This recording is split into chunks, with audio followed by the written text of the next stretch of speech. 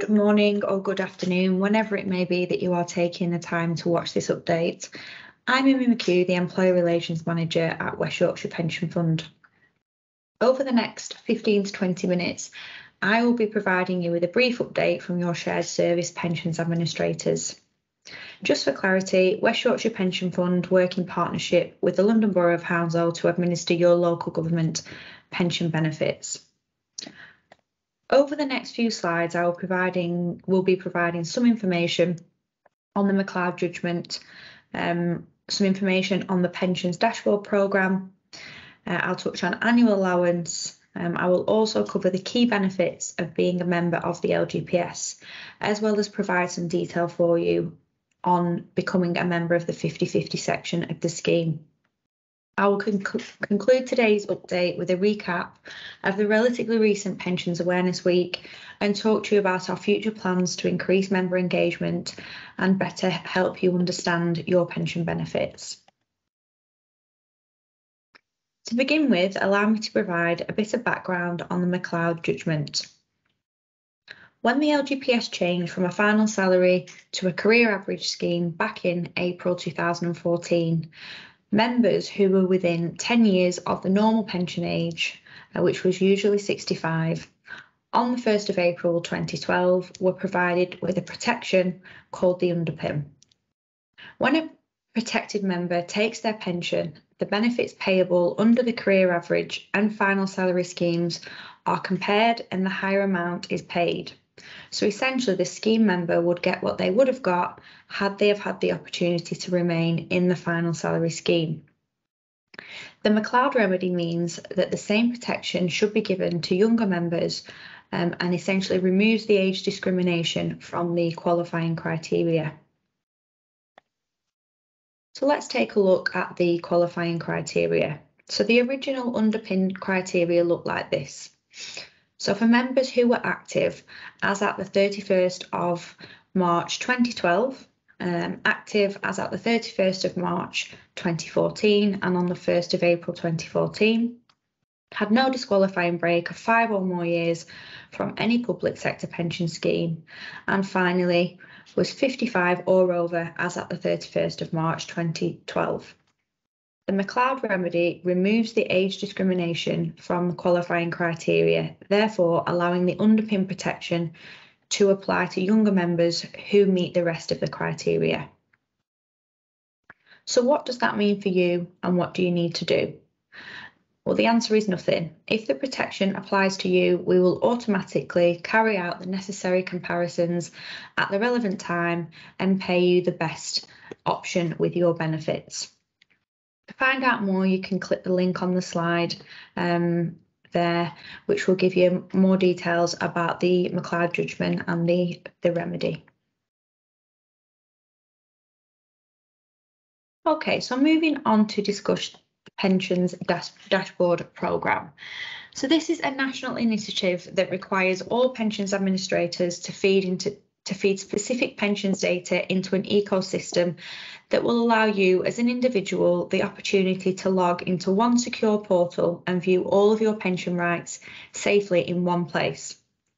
This will include your state pension, your local government pension benefits, and any other personal or previous occupational pensions that you may have. Accessing the pensions dashboard will help you keep track of all your pension rights, not just your local government pension scheme benefits. And of course, this will help you plan effectively for your retirement. We will communicate with you more about the programme as this develops. Larger schemes are required to provide data earlier into the programme, but all pension rights should be viewable via the pensions dashboard by 2026. You can find out more information on the Pensions Dashboard programme by clicking the link on the slide. Okay, the next item on the agenda is the annual allowance.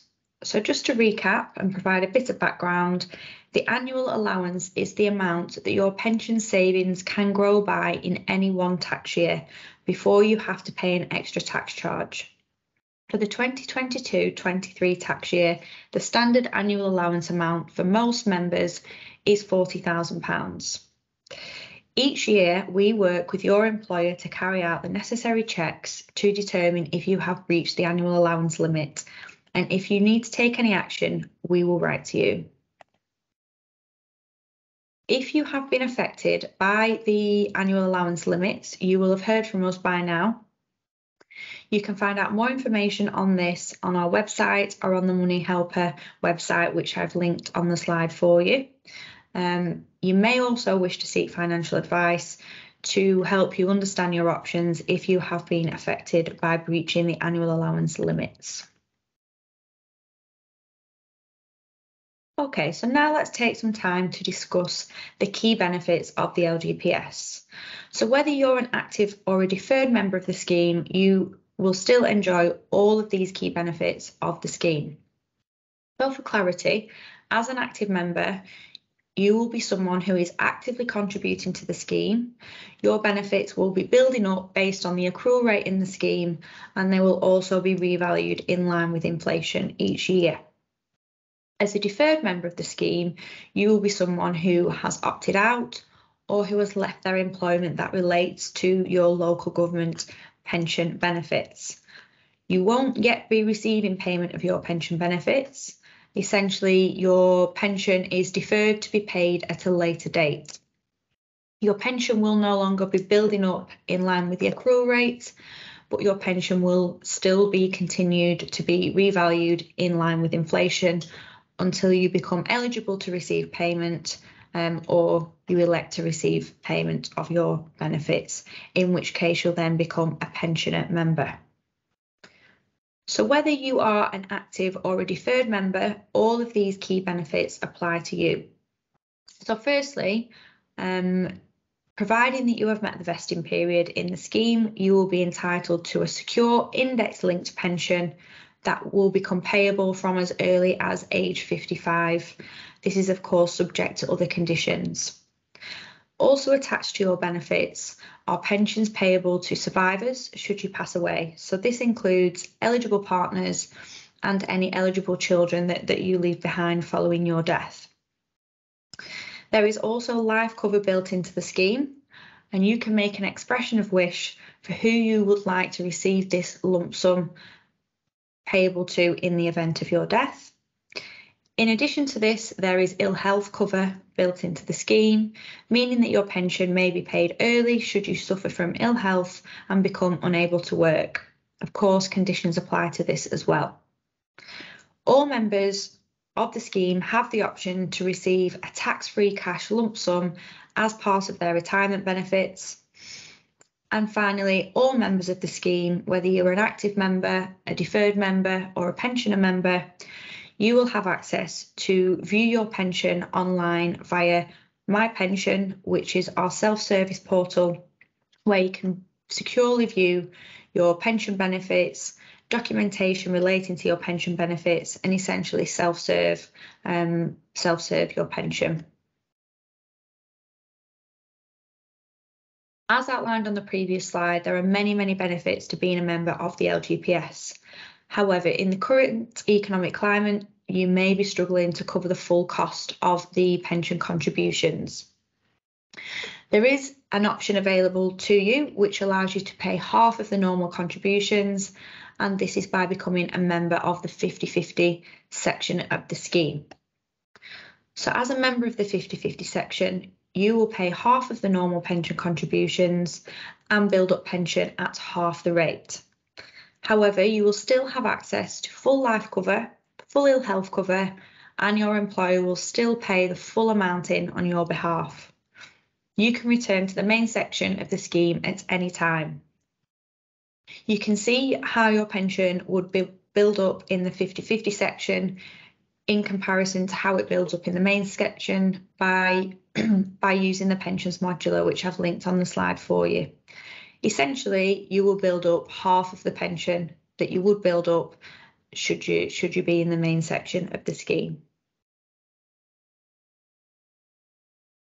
Here you can see how a payslip would look as a member of the 50/50 section compared to a member who's contributing to the main section of the scheme. So for somebody earning an annual salary of £22,000, the full contribution rate would be 5.8%. You gain tax relief on your contributions, meaning that your tax is taken from your salary after your pension contributions are taken. A 50-50 contribution for somebody earning an annual salary of £22,000 would be 2.9%. So the difference to the take-home pay would be £42.54. So you'd be saving just under half of the normal pension contributions. And that's because as a member of the 50-50, you will essentially pay more tax compared to a member of the main section of the scheme. Okay, so the next item on the agenda today is to touch on the relatively recent Pensions Awareness Week. So thank you very much if you joined us for one of our online member sessions. We talked to approximately 1,000 of you about your annual benefit statement. We covered the induction to the LGPS. We covered a session on mid-career planning, and we also delivered a session on pre-retirement planning. If you didn't get a chance to join us, we recorded these sessions for you so you can catch up at any time, and you can see these recordings by clicking the link on the slide. The satisfaction score for these sessions was 85%, so the majority of you did find them useful.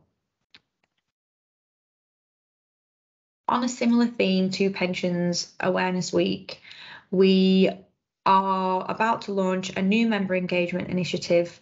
This will provide you with the opportunity to learn more about your LGPS pension. Engage with your LGPS pension will include online sessions covering all you need to know if you are a pre or post April 2014 joiner. As well as this, we will deliver a deep dive into fully understanding your annual pension statement.